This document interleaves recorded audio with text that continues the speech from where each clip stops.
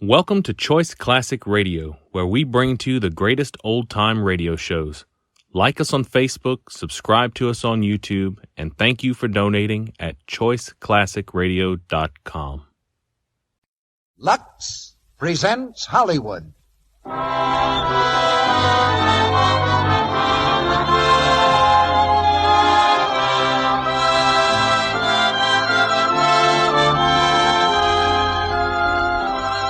The Lux Radio Theater brings you Joan Fontaine and Brian Aherne in Suspicion with Nigel Bruce.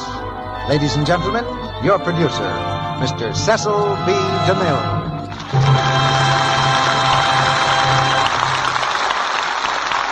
Greetings from Hollywood, ladies and gentlemen. We Americans are a nation of mystery lovers. The sliding panel, the creaking stair bring a shiver of pleasure to 100 million spines. We wait with bated breath for the next chapter to reveal whodunit. And don't tell me there's nothing new in mysteries either, because we have it here tonight, the RKO drama, Suspicion. It's the same gripping yarn that gave Joan Fontaine the part that won her an Academy Award. And tonight she co-stars with Brian Aherne. There are no sliding panels or creaking stairs in Suspicion.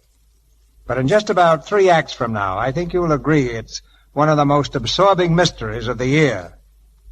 2 young people in love, with a strange threat hanging over them. These are the ingredients of Suspicion. Shake well, and you have an excellent spring tonic.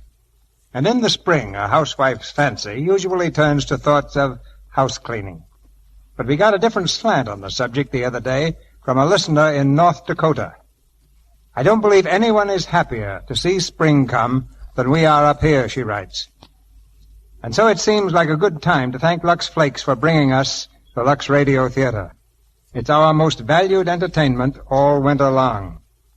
We aren't snowed in all the time, but we don't go very far when the sky is gray. The snow's gone now, and so is that supply of Lux Flakes we acquired last fall. Thanks again for making life on one North Dakota farm a little more cheerful in the months just past.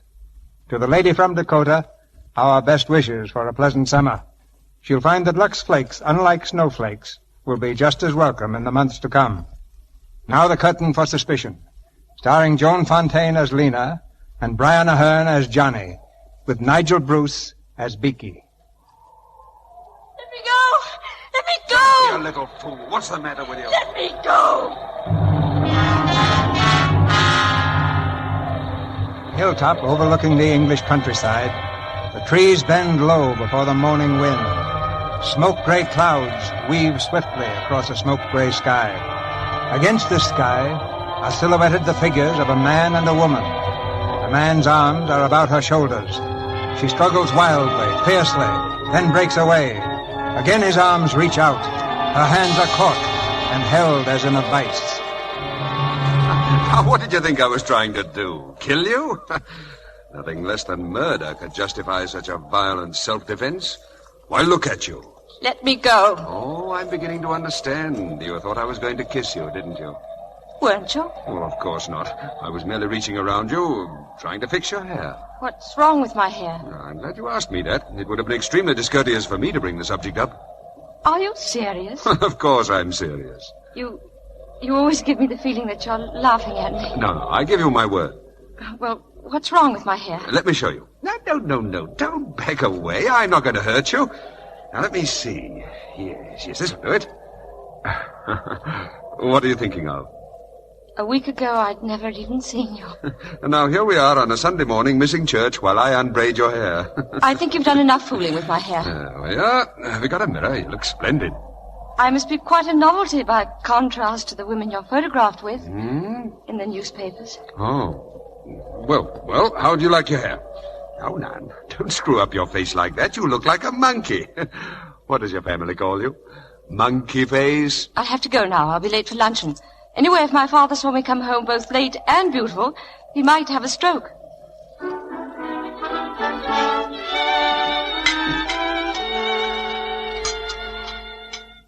Are you sure Miss Lena isn't in her room, Burton? I knocked, sir, just before I announced luncheon. She said she was going to church. Try again, Burton. Yes, sir. What were you saying just before, my dear? About Lena.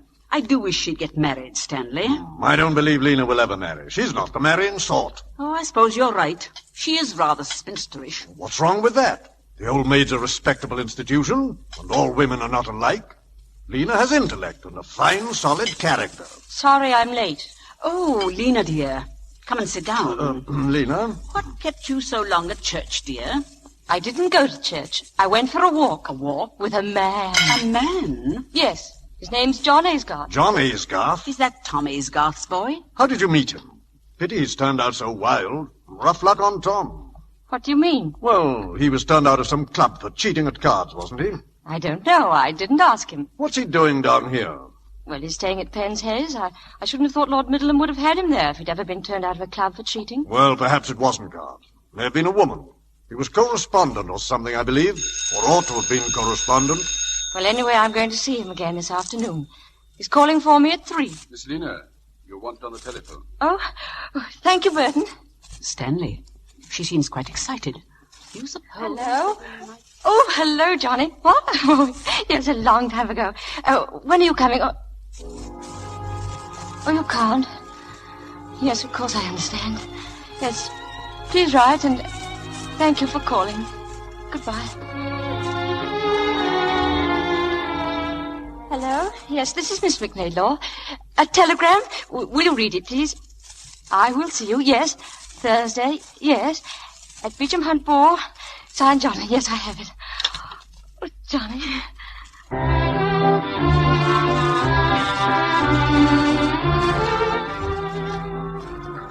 I believe this is our dance, isn't it? Hello, Monkey Face. Hello. Hello, Monkey Face. Hello, Johnny. Come on. We're getting out of here. Oh, but we can't. Oh, of course we can. This way, Monkey Face. Johnny, where are we going? Now then, which is your car? Oh, but this is ridiculous. It's over there. Good. Come on.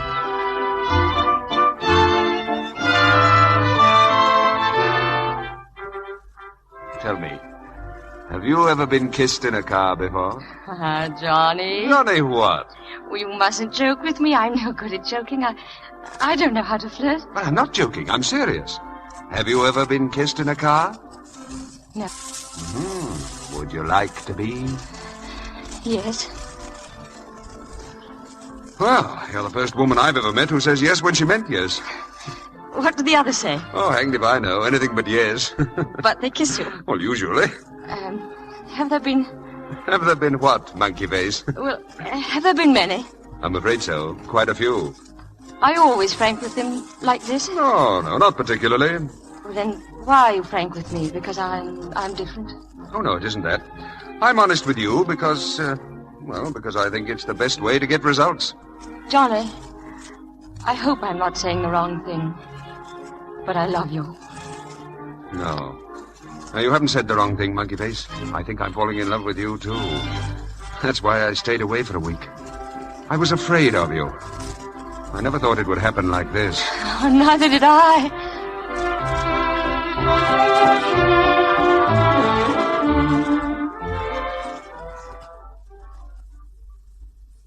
Dear Mother and Father, Johnny and I were married last night. Married? We're off for a month's honeymoon on the continent. Please forgive me. I love him very much.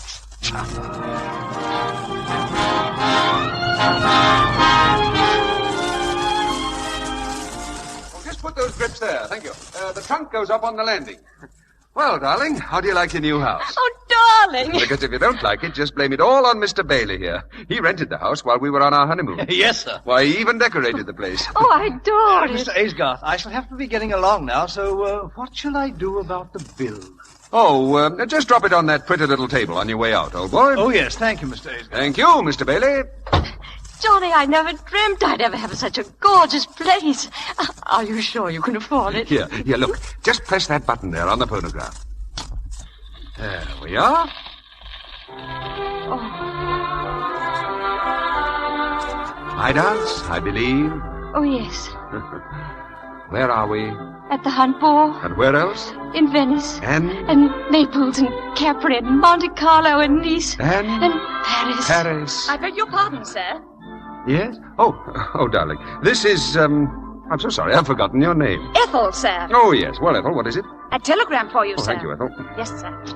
What do you think of Ethel? Oh, she seems perfect. Oh, Oh, it isn't bad news, is it, dear? Oh, no. It's from an old friend of mine. Stupid fella. He wants £1,000. You couldn't spare 1,000, could you? 1,000? What does he want it for? Oh, hanged if I know. Probably because I borrowed it from him. You borrowed it? Why? Because I was going on a honeymoon with the loveliest girl in the world, and I wanted her to be happy. Didn't you have any money of your own? Well, no, not a shilling. But I thought I had the impression... Johnny, are you broke? Monkey face, I've been broke all my life. Why didn't you tell me? And whatever made you take this extravagant house? Well, I didn't want you to live in a shack. Why, a girl like you who's going to come into plenty of money someday. Oh, wait a minute. I can't quite get this into my head. Were you thinking of my inheritance? I don't know what to say. Oh, now, darling, really? Isn't it silly to spend the best years of our lives waiting? Why not be comfortable now? Johnny, I'm just beginning to understand you. You're a baby. Oh, I know you didn't marry me for my money, but my income will never pay for all this, never. But what about your father? I couldn't possibly ask my father or even mother. Anyway, you wouldn't actually want to live on your wife's allowance, would you? Of course not, darling. Well, then. Well, I suppose if the worst comes to the worst and there were no other way out of it, I suppose I'd have to... What? Well, borrow some more. I haven't touched old Middleham yet. Why, he ought to be good for a month or two's housekeeping. I think you must be mad. Oh, darling, let's Johnny, not... listen to me. Well, There's going to be no more borrowing. what else is there to do? You've got to go to work. Work? Yes, work. What, you mean put on old clothes and go out with a shovel? Don't be flippant. Well, what do you mean? Would you realize that in order to be a plumber or a carpenter or an electrician... Oh, darling, you just haven't been around. There are all sorts of jobs, Johnny. Well, I'm broad-minded. Let's have some tea and talk it over. We can make out a list of jobs. Why, it might be fun. Hello, who's that, I wonder?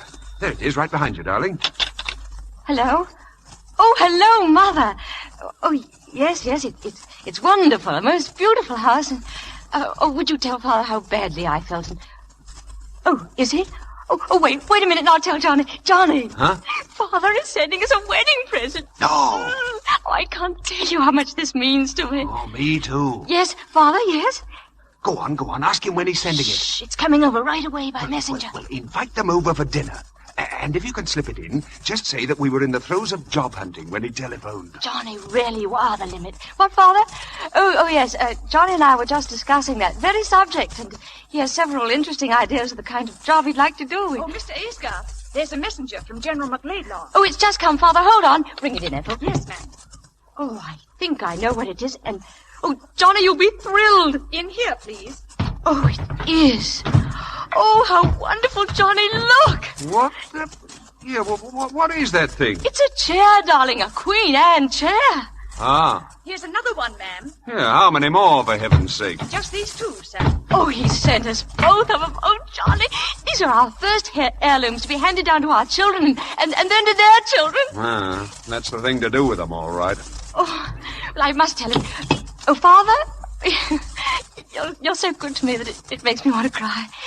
You've made me so very happy, and you've made Johnny very happy, too. Oh, yes. Wait a minute, Father. He wants to say something to you. No, I don't. Say something very nice. These chairs really belong in a museum. Now, go on. Hello, General. Yes. Oh, but really, sir, shouldn't you have sent them to a museum? Oh, but of course we're thrilled, yes. What? A job? Oh, yes. Lena and I were just going into that. Well, I have several excellent opportunities. I've just had a letter from my cousin, Captain Melbeck. He wants somebody to manage his estate for him, you know. I thought I'd take the job. Yes, well, I'm glad you approve, sir. Yes. Well, we'll get together soon. Goodbye, sir. That was a fib about Captain Melbeck, wasn't it? Was it? Listen to this letter. We'll give your idea the fullest consideration. Let me know if you would like to take the job. Yours sincerely, George Melbeck. Did you have this letter all the time? I did. Why didn't you tell me? Because, dear, I never dreamed I'd be using it. Any more than I ever dreamed we'd be receiving these two beautiful chairs.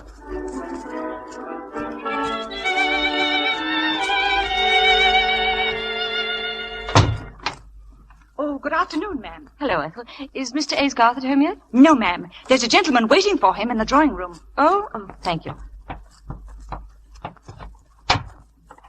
Hello. I say, a nice place old Johnny's got here. Oh, yes, I'm Beaky Thwaite. You must be old Johnny's wife. Yes, I am. Well, didn't he ever tell you about me? Beaky? Oh, you're Beaky. That's what they used to call me at school. I happened to be driving by. I thought I'd just pop in for a cup of tea. Oh, I've heard so much about you, Mr. Thwaite. Yes, Johnny told me about you, too. I ran into him at Newbury races last week. The races? Oh, put my foot in it as usual, have I? I mean, didn't he tell you? Johnny has a job. He couldn't be at the races. Besides, he's given up betting. Yes, has he? Well, don't you believe it, not Johnny. He's a great lad, he is. You mustn't mind Johnny cutting up. That's what makes him Johnny. Besides, he thinks you're a topper. Won't you sit down, Mr. Thwaite? Oh, I don't see why not. Well, I'm sure Johnny will... Oh. Something wrong? Yes, there were 2 chairs here this morning before I left. Chairs? Disappeared ever? Yes, apparently. Were they expensive? Yes, they were. They were museum pieces. Queen Anne. That Johnny, you've been a test of me. Don't you understand? No, I don't. I'll bet you 20 to 1 that old Johnny sold them. Sold them? What for? For money, of course. Fellow's got to pay his racing debts, hasn't he? You know, those bookie fellas, they don't trust a chap for long. Not a chap like Johnny, that is. I don't believe you. I don't believe a word you're saying. Oh, put my foot in it again, have I? He couldn't have sold them. He wouldn't, without asking me. Mrs. Aysgarth at home, Ethel? Yes, sir. Here he comes. Now, don't tell him I've said a word. If you want to see Johnny at his very best, you just say something about chairs. Beaky! Johnny! Hi, old bean. Fine. Well, what are you doing here? I just popped in to see old boy. Good. Well, how's my little monkey face? I don't know. What's the matter, darling? Nothing. Are you sure? Your wife seems to be missing some chairs, old boy. Beaky, your pipe's not lit. Here, let me give you a match. Oh, thanks, old boy. About those chairs, old bean. Huh? The missing chairs, old man. What? Oh, yes. Oh, the chairs, yes. Oh, I suppose that American must have come for them this morning. What American? Oh, didn't I tell you, darling? Stupid of me. Well, he dropped by about a week ago, a friend of Melbeck's. Gone, old boy? Well, anyway, he admired the chairs and offered $100 apiece for them. Anyone would take that. I wouldn't. Oh, wouldn't you really, dear? Oh, well, I'm sorry. That never occurred to me. Why didn't you mention it? I'm sorry, darling. I thought I did. Oh, well, that's all right. If they're gone, they're gone. Yeah, they're gone, all right. Shall we change for dinner? You're an angel. Yeah, hold on a minute. You say that he offered you $100 apiece for them? That's right. Well, let's have a look at the check. Oh, he'll send it along. I'll bet you £10 to a shilling you wouldn't dare let your wife pick up the telephone and ask old Melbeck or whatever his name is if he ever saw this American. Are you implying that my husband is a liar, Mr. Thwaite? Oh, now, monkey face, don't mind Beaky. He's only joking. Well, I prefer jokes on other subjects. Are you staying for dinner, Mr. Thwaite? Dinner? I'm spending the weekend, unless you throw me out. Johnny's friends are always welcome, as long as they remain Johnny's friends.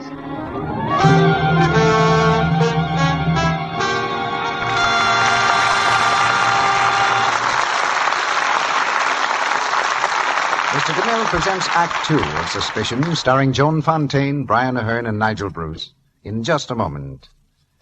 Now, here's a last-time announcement about the Lux Flakes Garden Club. Yes, this is the last time we can tell you on the air about our wonderful flower bargain. 3 hardy vitamin-treated chrysanthemum plants, a whole $1's worth, for only 10 cents on the opening tab from a large box of Lux Flakes. Single and double chrysanthemums, pom-pom and button types, in all their full range of glorious color, are included in our offer. Some will grow as big as 3 or 4 inches across. Plant them now, and from early next fall right up until killing frost time, you'll have armloads of blossoms, dozens from each plant, to cut and arrange indoors at a cost of almost nothing. These Lux Mum plants are all first-quality, well-rooted, field-grown plants. They'll bloom year after year, and one in each set of 3, the feature mum, blooms in a soft, glowing shell-pink color that's specially lovely indoors under artificial light. And an extra special feature of our offer, every one of our plants has been given a special vitamin treatment with transplantone to strengthen the roots and produce earlier and more perfect blossoms. Now, even though you haven't a garden, you can still enjoy the luxury of fresh flowers for your home. For these luxe chrysanthemum plants will thrive in flower pots or window boxes in any Sunday window. Order as many sets of 3 plants as you want, but order them promptly. Don't forget, this is the last time you will hear this premium offer. So get your order in the mail right away. If not tonight, then tomorrow, if you possibly can do so. But by all means, send it not later than next Sunday, May 10th, as this radio offer expires on that date, May 10th. Because of the tremendous rush of orders, we ask you to allow at least 2 weeks for your plants to reach you. Now, here's what you do.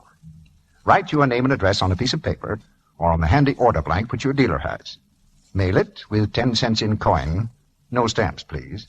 10 cents in coin and the opening tab from a large box of Lux Flakes to Lux Garden Club, Hollywood, California. With your chrysanthemum plants, we'll send you a leaflet of planting instructions and another leaflet telling you how you can get several other flower bargains.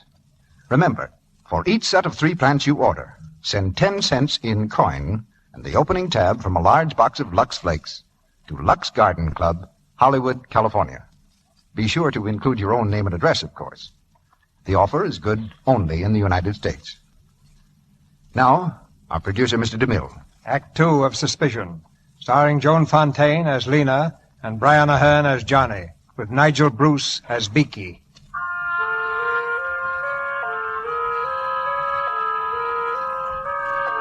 A week has passed, but in Lena's mind, there's still a dim shadow of doubt, a faint, indefinable fear, the dawning of suspicion. Now in the quiet main street of the town, she meets the local celebrity, a writer of mystery stories. Lena, dear. Oh, hello, Isabel. I've just been admiring your display in the bookshop. Murder on the Footbridge? Yes, they're doing very nicely by it. How's Johnny? Oh, he's fine. He's an ardent admirer of yours. I don't believe there's one of your stories he hasn't read. Splendid. By the way, have you seen Telbrook's window? The antique shop? No, not lately. Well, my dear, they've got the most beautiful things. 2 lovely old Queen Anne chairs. I'd give my soul to own them. Chairs? Lovely. Oh, goodbye, my dear. See you for dinner soon. Yes, of course. I'll phone you, Lena. The chairs.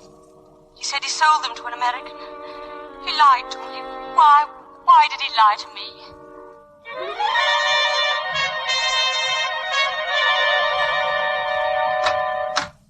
Hello, girl. Back so soon? Vicky, I owe you an apology. Good. I mean, what for? Well, I'll explain to you later. I say, you seem to be a little hot under the collar. Must be about old Johnny. Would you excuse me? My dear, you mustn't be angry with Johnny. It's a waste of time. Now, if you want to get sore with me, it's a different thing altogether. I annoy everybody, always did. Lena! Vicky! Where are you? Oh, hello. Now then, don't move either one of you. Just stay like that. I must watch the expressions on your faces. I say, what have you got in those packages, old bean? You'll find out soon enough. Oh, Beaky, this is a red letter day. Lena, look. Do you remember that little necklace you admired in the shop window in Regent Street?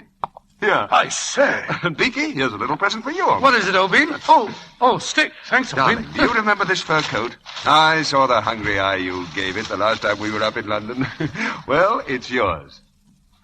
What do you say? Johnny, I don't understand what made you do all this. Oh, now, dear, don't be angry. Well, Johnny, I want to know what this is all about. Yes, what is it all about, old bean? Well, my friends, I have the pleasure of announcing that the Goodwood Cup was run today, and I happen to have backed the winner. A 10-to-1 shot, ladies and gentlemen, and I had £200 on him. £200 at 10-to-1? Why, that's 2,000 quid. Darling, what's happened to your tongue? Oh, come on, darling, smile. Johnny, where did you get the £200? I say, old girl, that's not a very tactful question. Where did you get it? Oh, you know very well there was no American. I got it for the chairs, of course.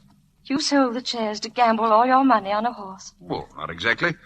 I owed the bookies some money, but then along came this hot tip. Oh, darling, come on, give us a smile. Yes, come on, old girl. Come. Oh, I know. What? You tickle a chin, I'll make a noise like a duck. Come on, old man. More duck. More duck, old bean. No, it's no good, Beaky. No. Oh, I forgot something. Darling, look at this. It's a receipt from a certain antique shop. Paid in full for a certain pair of chairs. They'll deliver within the hour. Johnny. There, you see? She's smiling. By Julia, so she is. Oh, Johnny, darling. Well done, old bean. I say, what about celebrating? Oh, trust old Beacon to say the right thing at the right time. Come on, darling, look at me. Are you happy? Yes. Of course she is. Here you are, Lena. This is yours, old girl. Thank you, Beaky. And here's yours, old bean. And now for a toast. Yeah, wait a minute, Beaky. What are you drinking? Brandy? Oh, just this once, old bean? You know that's not good for you. All right. Oh, well, maybe just this once. Oh, thanks, old bean. Monkey Face, I drink to the last bet that will ever be made by Johnny Aysgarth. The last bet, old bean. Well, bottoms up. Beaky. What's the matter with him? Sit down, Beaky, sit down. Here. Johnny, get some water, quick. It won't help. I've seen this happen before. There's nothing much you can do about it. Open his collar, he can't breathe. That's no use, darling. It'll either kill him or it'll go away by itself. Sorry, old bean. One of these days, it'll kill him.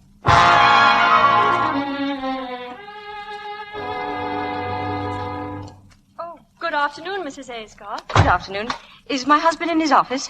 Mr. Aysgarth? Why, no. When do you expect him? Well, I really couldn't say. Perhaps you'd like to talk to Captain Melbeck. Yes, I would. Very much, please. This way. Mrs. Aysgarth to see you, sir. Oh, come in. Mrs. Aysgarth, what a pleasure to see you. Good afternoon, Captain Melbeck. Do sit down. Well, I don't want to impose upon you, but you're Johnny's cousin as well as his employer, and I thought I'd come and see you. Of course. I've been feeling pretty badly about Johnny ever since I had to discharge him. Discharge? Now, don't worry, Mrs. Aysgarth. I told him I wouldn't prosecute. I don't understand. I told him I wouldn't prosecute. What on earth are you talking about? When did you discharge him? 6 weeks ago. We had an unexpected audit, and the accounts showed a deficit of £2,000. When I looked into Johnny's records, well, I'm terribly sorry, Mrs. Aysgarth. He should have told you.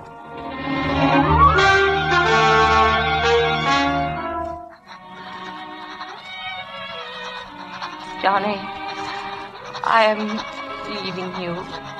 It is very important that we never see each other again. Lena. Yes? Oh, Ethel told me she'd packed your grips. Yes. Oh, then you've heard, eh? Yes, I've heard. I'm so sorry, darling. I'm terribly sorry. This telegram just came from the doctor. It tells how it happened. Telegram? There aren't many details. I deeply regret your father died early this morning from heart failure. Your mother wishes you to come at once. Lena.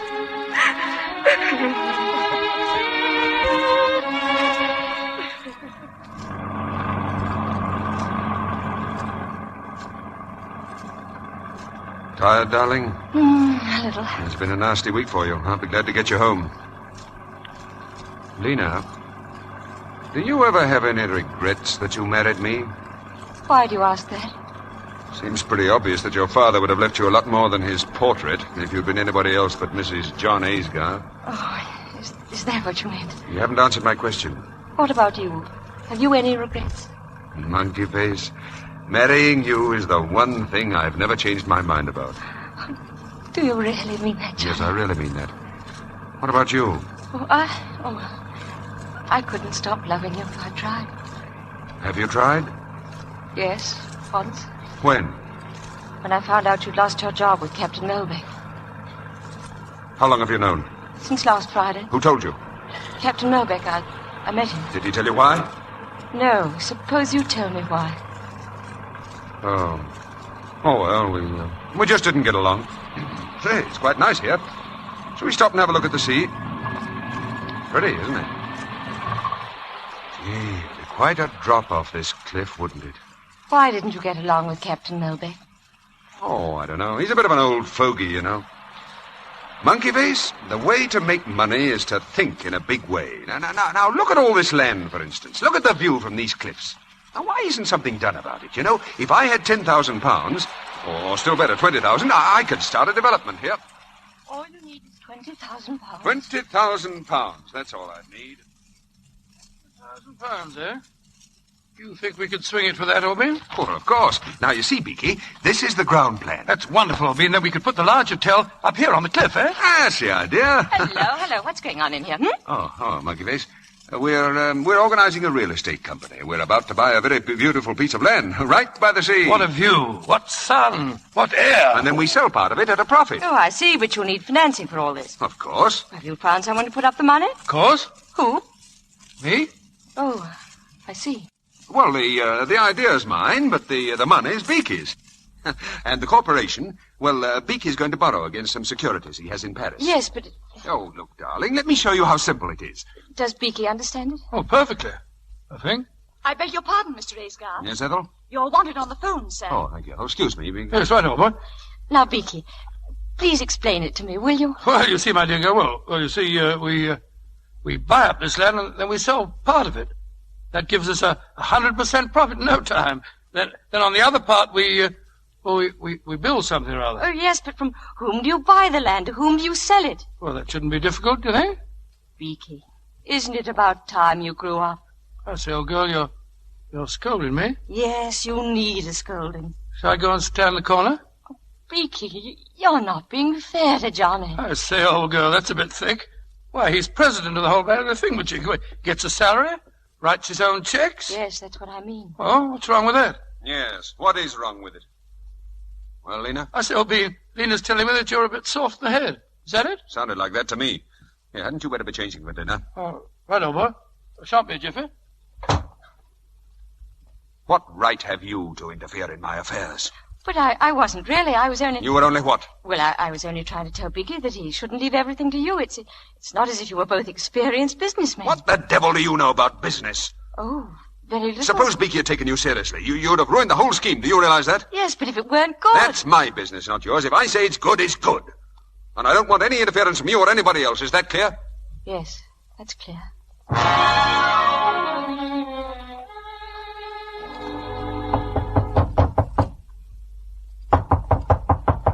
Yes, who is it?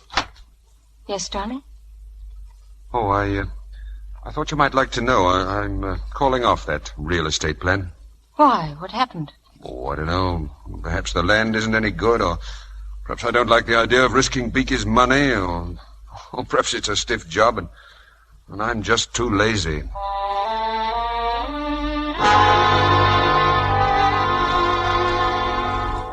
I don't know what it is, but every time I play anagrams, I can only make 3-letter words.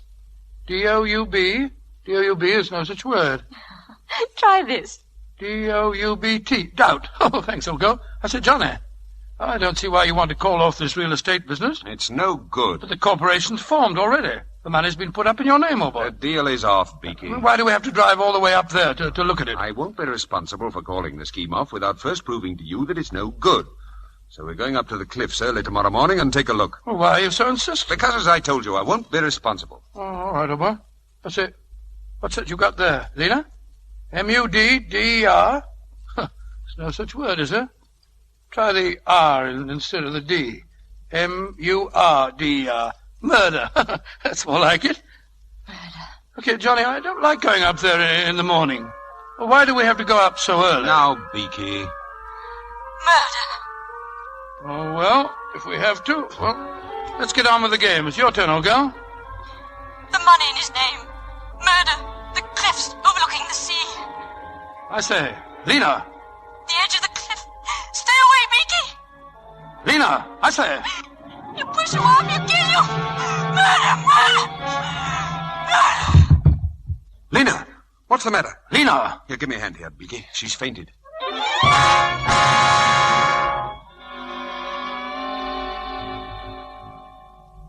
What time did Mr. Aysgarth leave? Why, about 7, ma'am. And Mr. Thwaite went with him? Yes, ma'am. Well, why didn't you wake me? Well, Mr. Aysgarth said not to disturb you. What car did they use? Well, ma'am, What car? Which one? Listen. Oh, that's Mr. Aysgarth now, ma'am. He's back. He's come back. Hello. Morning, Lena. Johnny. You feeling better? Oh, what's the matter? You're as white as a sheet. Where's Beaky? What? Hello, girl. How are you feeling?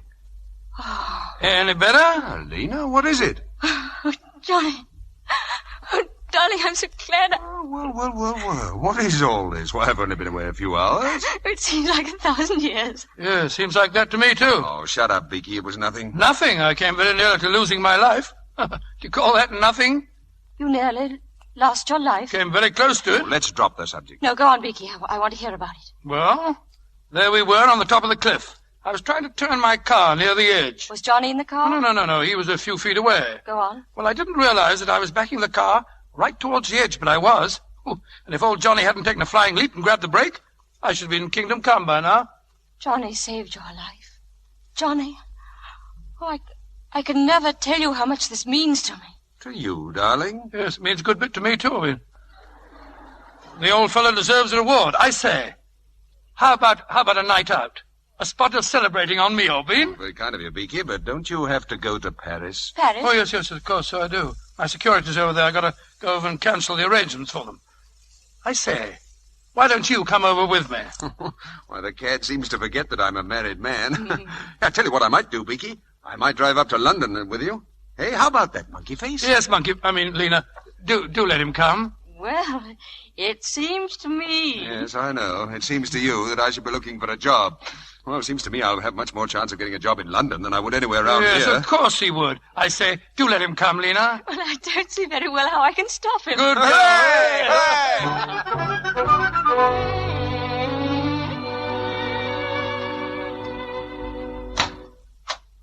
Mrs. Aysgarth. Yes, Ethel? There's an Inspector Hodgson in the hall, ma'am. He wants to speak to Mr. Aysgarth. Show him in, Ethel. Very good, ma'am. Will you come this way, please, sir? Thank you. Mrs. Aysgarth? Yes? My name's Hodgson, Inspector Hodgson from the county police. Oh, how do you do? I understand your husband's not in, ma'am. No, he's been up in London for 2 days. Well, perhaps you might be able to help us. Yes, of course. I believe you know a Mr. Thwaite. Yes, he's a close friend of my husband's. Well, I don't know how to put it quite. Perhaps it would be easier if I showed you this in this afternoon's paper. Right here, ma'am. Englishman found dead. An Englishman met with a mysterious death in a house in Paris. He's believed to be Mr. Gordon Cochrane Thwaite of Beaky. I'm sorry to have to do this, ma'am, but we're making inquiries on behalf of the Paris police. They found some papers on Mr. Thwaite's person which indicated he just formed a corporation with your husband. What do the French police think caused the death? Well, this is a copy of a telegram that we received from Paris. Thwaite visited the place in the company of another Englishman. On arrival, Thwaite ordered a bottle of brandy. Brandy? According to the statement of one of the waiters, Thwaite's companion asked for the brandy to be served in large beakers. Apparently, as a result of a bet between the two men, Thwaite filled one of these beakers to the brim and drank it all. The other man was not present when the actual tragedy happened. I'm sorry to upset you, ma'am, but do you or your husband happen to know of any friend of Mr. Thwaite's who might have been there with him? No. Then perhaps you could enlighten us about this corporation. Yes, I believe I can. My husband had planned a real estate development with him, and Mr. Thwaite had gone to Paris to dissolve the corporation. Thank you, ma'am. That's all. Good day. Good day. He didn't go to Paris. He's in London. Johnny's in London. He's at the club. He's got to be at the club. He didn't go to Paris. He didn't. Hello? Hogarth Club? May I speak to Mr. Aysgarth, please? He left? He left when? Yesterday morning? No, it doesn't matter, thank you. Murder.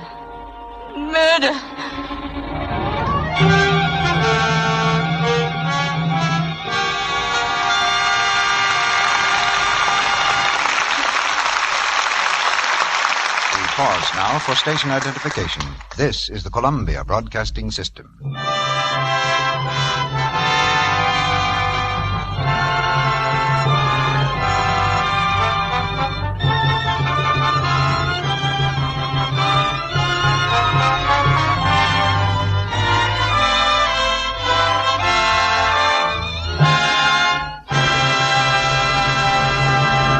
After a brief intermission, Mr. DeMille returns with Joan Fontaine and Brian Ahern for the third act of Suspicion.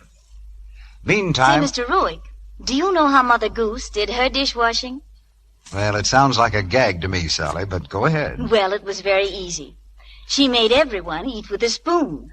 And when they were all through eating, Why, the dish ran away with the spoon. Now, Sally. Why, it was a wonderful system. Quick, easy, no dishpan hands. But you couldn't exactly call it thrifty, Sally. There's no record that the dishes and spoons ever ran back again.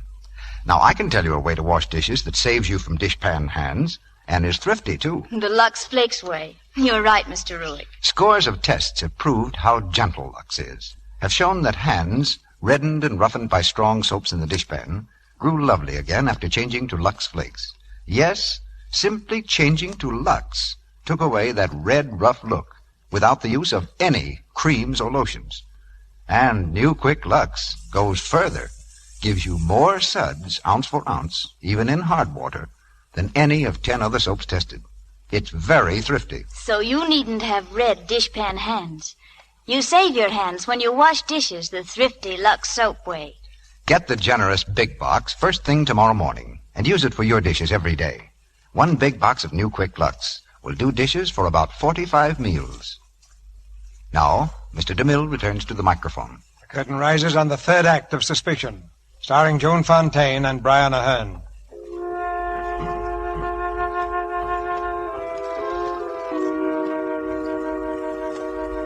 In Lena's mind, the sharp sting of suspicion has given way to the dull, sickening ache of certainty. Certainty that her husband is a murderer. Returning to the house, he stands framed in the doorway, looking at her. She turns toward him with fear in her eyes. You've read about Beaky, have you? I was terribly fond of Beaky. Were you? Yes, I loved that silly, generous, good-hearted fool. Did you? Of course I did. Next to you, I loved him more than anybody in the world. Next to me? Oh, poor monkey face. Here I am thinking only of myself and forgetting about you. You liked him too, didn't you? I liked him very much. The police were here. The police? What did they want? They wanted you to help them. It seems there was an Englishman who made a bet. Yes, I know. The whole story was in the late edition. What else? The inspector wants you to phone him. He thought perhaps you could help identify this Englishman. What did you tell them? Did you mention the corporation? Naturally, I told them Beaky was planning to dissolve it. I wish you'd left all that to me. Hello. Wickstead Police Station, please. What else did you tell them?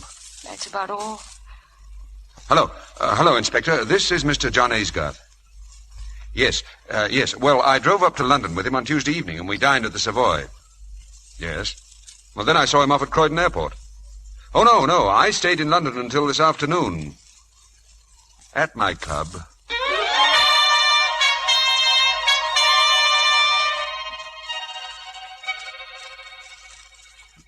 Lena, how nice to see you.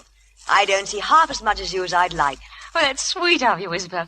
You know, I couldn't put my light out until 3 this morning. I was so interested in your last book, and I had to come over and talk to you about it. That's the most thrilling compliment I ever got. I was completely fascinated by the way your villain enticed his victim across the footbridge, knowing that the bridge had been sawn through. And he also knew his victim couldn't swim. Don't forget that. Well, what I want to know is this. Would you call that an actual murder? Well, from the moral standpoint, there's no question at all. It is murder. I suppose it is. What does Johnny think? Johnny, I haven't discussed it with him. I should think he'd be interested. The same situation with this friend of his in Paris. The same? Well, that brandy business is just like my footbridge. By the way, this brandy thing isn't new at all, you know. Oh, it's been done before? Oh, yes. And in real life, too. I have it here. A book called The Trial of Richard Palmer. Now, where is that book? Trial of Richard Palmer, the trial of... Oh, I remember where it is. It's in your house. My house? Yes. Johnny borrowed it a week ago.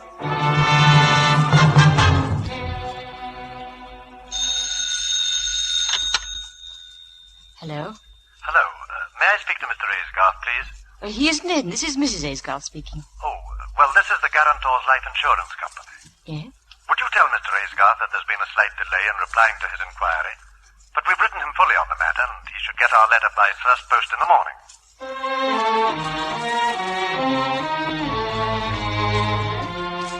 Dear sir, replying to your inquiry regarding a loan of £5,000 against your wife's insurance policy.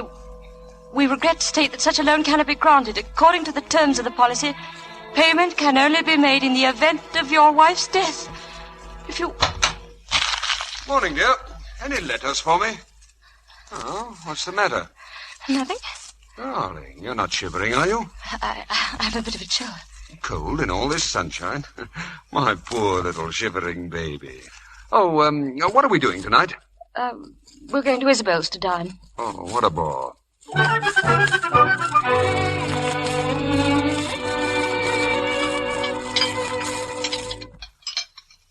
Well, let's get back to that new book of yours, Isabel. You mean to tell me that a fellow comes into a room, sits down and starts to strum on the piano, and 2 seconds later he's shot? Is that the idea? Yes.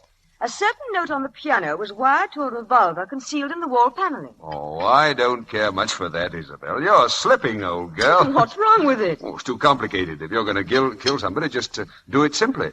How would you do it simply, Johnny? Oh, I don't know, dear. Just use the most obvious method. For instance? Well, for instance, poison, say, arsenic. Arsenic can be traced in the body, of course. But it isn't always. No. This very minute, there are probably hundreds of murderers walking about. Thousands. Johnny, do you suppose those murderers are happy? Oh, I don't know. Why shouldn't they be? Anyway, Isabel, it seems to me that by now somebody would have discovered a poison that can't be traced. What's that? What about it? Isn't there? An untraceable poison? Nonsense. There's no such thing. Isabel, you're hiding something from me.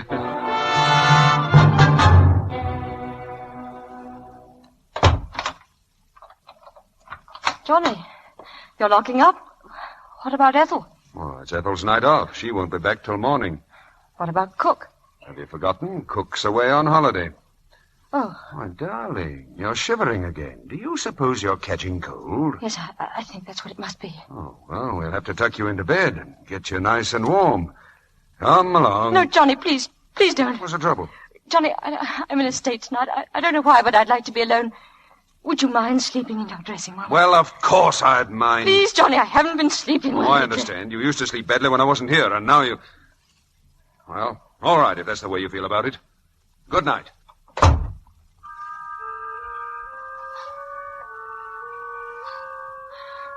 Poison. Arsenic. Poison. Untraceable. In the event of your wife's death. Poison. In the event of your wife's death. Your wife's death. Your wife's death.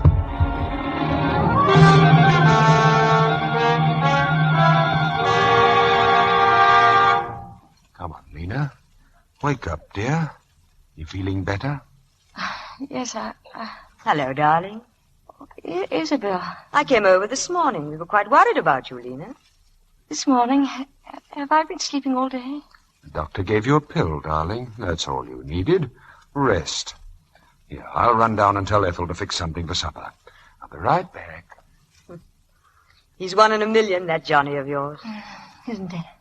I warn you, you'd better get well, because if you leave me alone much longer with him, my career will soon be over. He flirted with you, I suppose. Flirted? Worse than that. He's worming all my secrets out of me. Did you tell him anything today? Did I? Now, honestly, have you ever been able to deny Johnny anything? It was about that poison, wasn't it? Yes, it was. And if he writes a story on that one before I do... Lena, imagine. A substance in daily use everywhere. Anyone can lay his hands on it, and within a minute after taking, the victim's beautifully out of the way. And mind you, it's undetectable after death. Is whatever it is painful? Not in the least. In fact, I should think it would be a most pleasant death.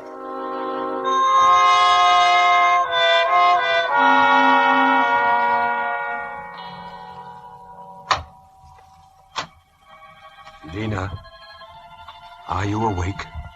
Yes. Oh, I brought you a glass of milk. Here, darling, I'll put it here.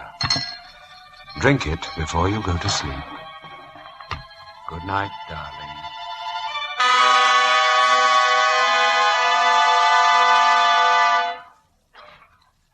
Why don't you let me help you pack? But there's no need to. What's the matter with you this morning?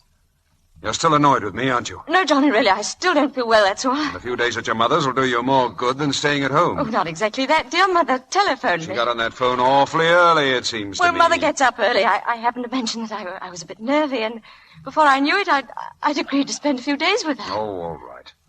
I'll run down and get the car ready. Oh, no, please, I'll drive myself. I prefer to drive you.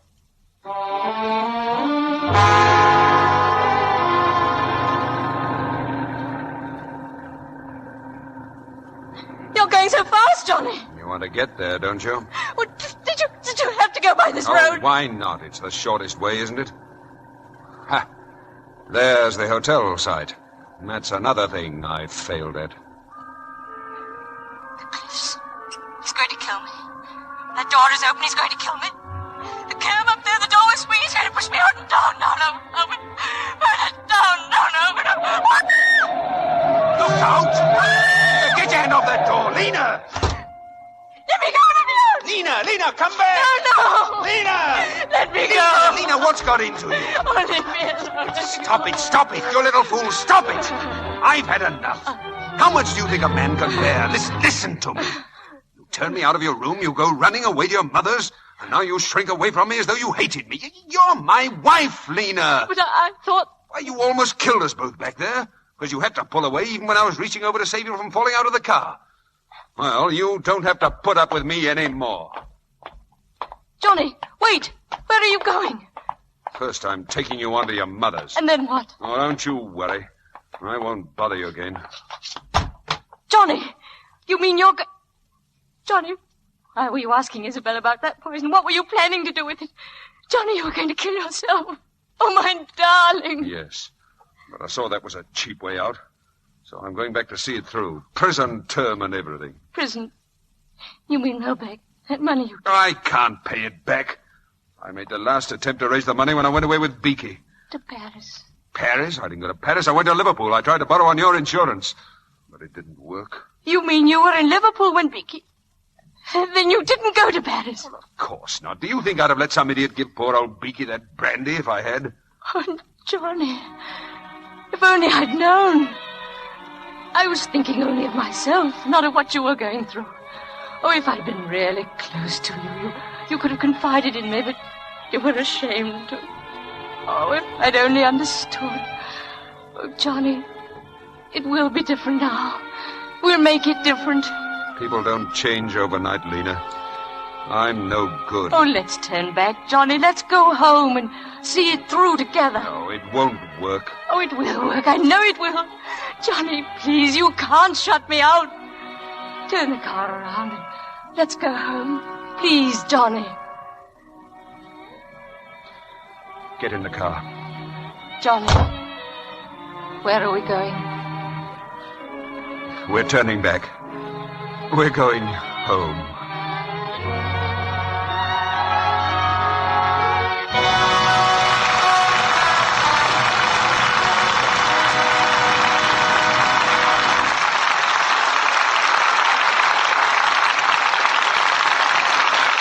Our stars will return to the microphone in just a moment for a curtain call.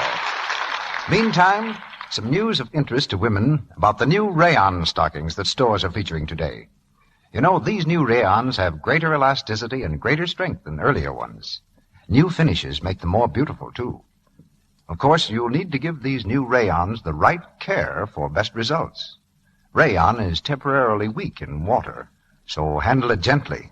Don't rub. Don't use strong wash-day soaps. Just squeeze lukewarm Lux suds through the stockings, then rinse, just as you do with silk and nylon. Roll the stockings for a moment in a Turkish towel to press out the moisture. Then unroll them at once and hang them over a smooth rod. Always be sure you get rayon stockings really dry before you wear them again. Let them dry from 24 to 48 hours. This is important, because even though the stockings may feel dry before this time, the inside of the rayon threads may still be damp, and rayon regains its natural strength only when thoroughly dry. You'll find this easy Lux way pays big dividends in cutting down runs and giving you long wear from these lovely new stockings. Now, here's Mr. DeMille with our stars. It's no secret to most of you that in private life, Our stars are Mr. and Mrs. Brian Ahern. And it's no secret to any of you that they gave a fine performance tonight in Suspicion. Oh, thank you very much, C.B. Joan has been looking forward to weeks to her first visit to the Lux Radio Theater. And to playing opposite Brian, too, Mr. DeMille. Sounds as though she married you because she admired your acting, Brian. Well, that's the best review I've had yet, C.B. Confidentially, though, I married Joan for her Academy Award. I had a suspicion she'd win it. Ooh. I think you'd better buy an extra war bond this week, Brian, for a pun like that. Definitely. What's the news on the front on Hollywood's all-out battle of bonds, Mr. DeMille? I was talking with headquarters just today, Joan. And the noon communique is, we're advancing on all fronts. The goal for the entire industry, you know, is 10% or more of everyone's income for war bonds. That should buy a lot of tanks and planes, C.B. About $300,000 worth a week, Brian. Perhaps 100 bombers a year will be paid for by bonds Hollywood will buy through our voluntary payroll savings plan. And that doesn't count our regular cash sales of bonds either. It sounds like a system that every business might adopt, Mr. DeMille. How is it organized? The Motion Picture Committee for Hollywood was formed at the request of the Treasury Department to represent every part of the motion picture industry, labor, management, and creative branches. The producer with 4 telephones and 3 secretaries is no more important than the carpenter who builds the set or the electrician who lights it. We need everybody. You know, at a meeting the other day, the 2 best suggestions were made by a lovely extra girl who just come from the set in makeup and a man who just come from the same set in overalls. In other words, Hollywood's payroll savings plan is democracy at work to sell war bonds. Like that carpenter I was talking about, Brian, you hit the nail on the head. In a few weeks, we expect to tell the Treasury Department that every actor, stenographer, writer, musician, makeup man, costumer, hairdresser, executive, business manager, agent, cameraman, sound technician, director, carpenter, clerk, electrician, and set dresser has signed up. That every man and woman who works in motion pictures and the allied branches of the industry is in the payroll savings plan and is voluntarily putting at least 10% of his or her salary in United States war bonds. Not just this week or this month, but every payday for the duration of the war. And it's one production with a starring part for everyone. Well, who's starring here in the Lux Radio Theater next week, C.B.? First, let me tell you the play, Brian. It's Frederick Lonsdale's famous comedy, The Last of Mrs. Cheney. And our stars will be Norma Shearer, Walter Pidgeon, and Adolphe Mongeau. The Last of Mrs. Cheney ran a whole season on Broadway and twice made a hit in motion pictures. I fully expect it to keep up that brilliant record here next Monday night with a cast like Norma Shearer, Walter Pidgeon, and Adolphe Mongeau. Well, that play is one of my favorites, C.B.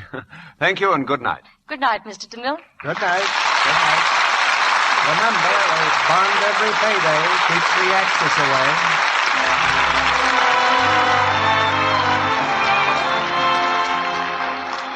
Our sponsors, the makers of Lux Flakes, join me in inviting you to be with us again next Monday night when the Lux Radio Theater presents Norma Shearer, Walter Pidgeon, and Adolphe Mongeau in The Last of Mrs. Cheney. This is Cecil B. DeMille saying good night to you from Hollywood.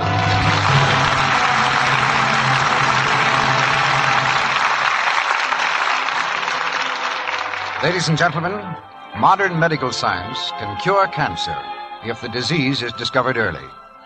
The Women's Field Army of the American Society for the Control of Cancer deserves your support in its campaign to spread knowledge of cancer control. Joan Fontaine appeared tonight through the courtesy of David O. Selznick and will soon be seen in the title role of the David O. Selznick production, Jane Eyre. Brian Ahern, star of Columbia Pictures, will be seen in their production of Salute to Sahara. Nigel Bruce appeared through the courtesy of Universal Pictures. His next picture is Universal's Sherlock Holmes Saves London. Heard in tonight's play were Jill Esmond as Isabel, Vernon Steele as General McLeodlaw, Gloria Gordon as Mrs. McLeodlaw, John Abbott as Melbeck, and Eric Snowden, Claire Verdera, and Pax Walter. The Lux Radio Theater is shortwave to American armed forces throughout the world. Tune in next Monday night to hear Norma Shearer, Walter Pidgeon, and Adolphe Manjou in The Last of Mrs. Cheney. Our music was conducted by Louis Silvers, and your announcer has been Melville Ruick. This is the Columbia Broadcasting System.